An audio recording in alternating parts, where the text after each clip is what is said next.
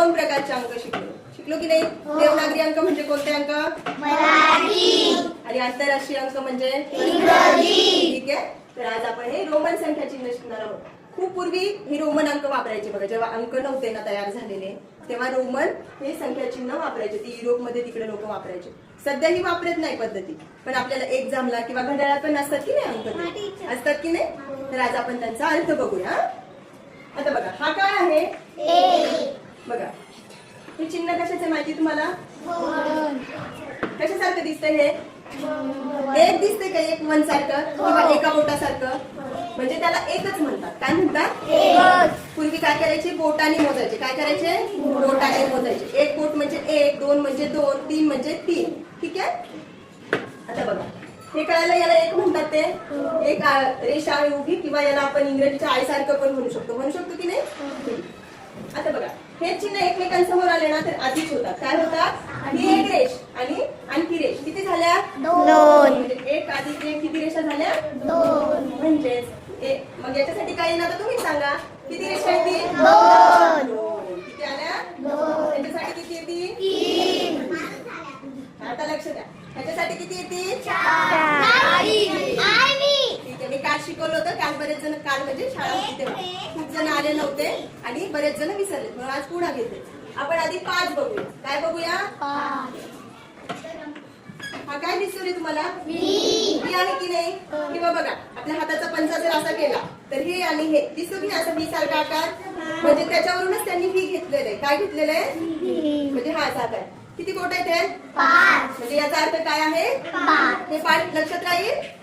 V सारखा दिसतो त्याला काय म्हणायचं? 5.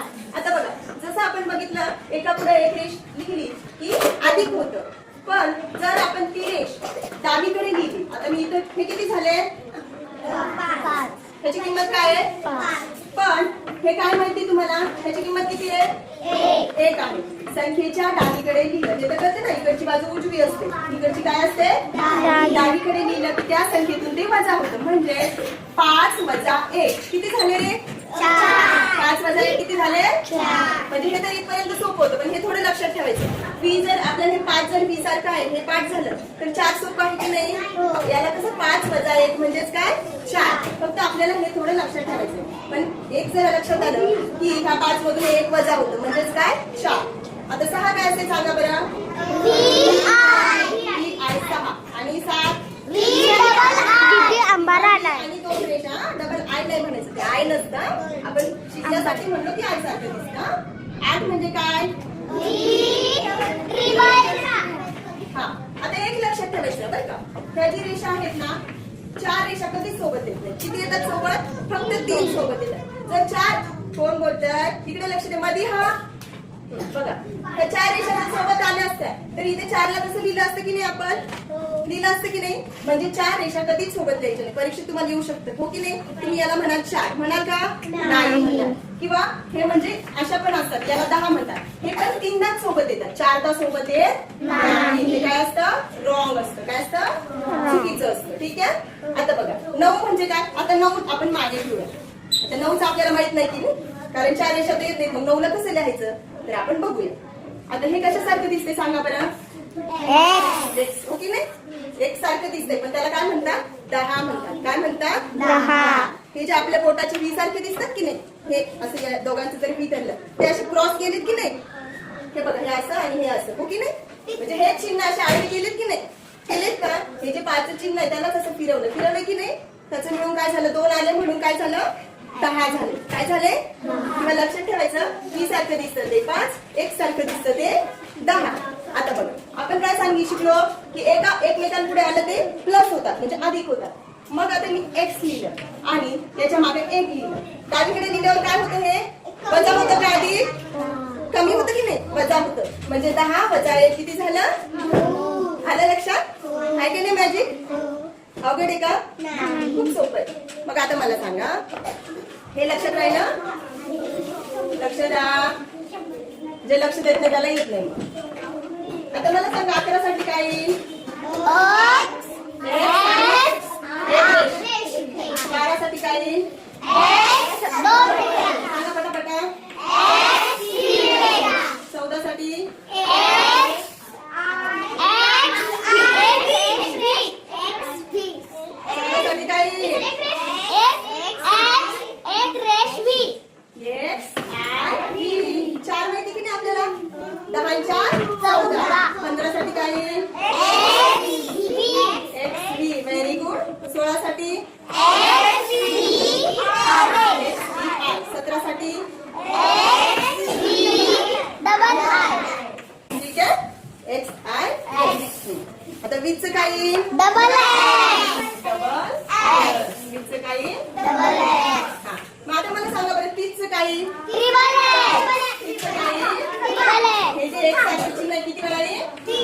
40 साठी काय येईल रे आता? XL. हा, आता हिला माहिती म्हणून माहित झालं. पण बघा एक तुम्हाला सूत्र सांगते किंवा ट्रिक सांगते बघा.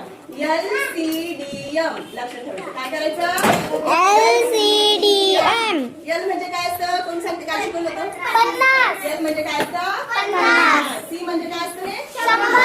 100. D म्हणजे काय असतं? 500. 500. आणि M म्हणजे काय असतं? 1000. 1000. कळालं? हे लक्षात ठेवायचं बघा. C 100. C 100. स आणि श जवळचे आहेत की नाही? स आणि श. C 100. L म्हणजे 50. D म्हणजे 500. आणि M म्हणजे 1000. मग बघा 40 कसं लिहायचं?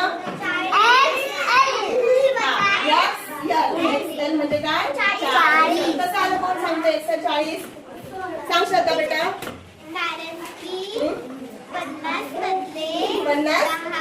Very good.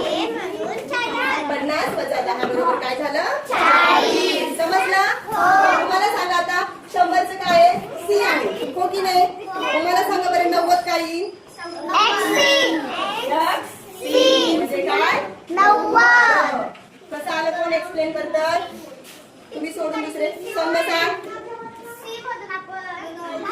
Very good. C म्हणजे काय असतं? 100 वजा 10 काय झाले?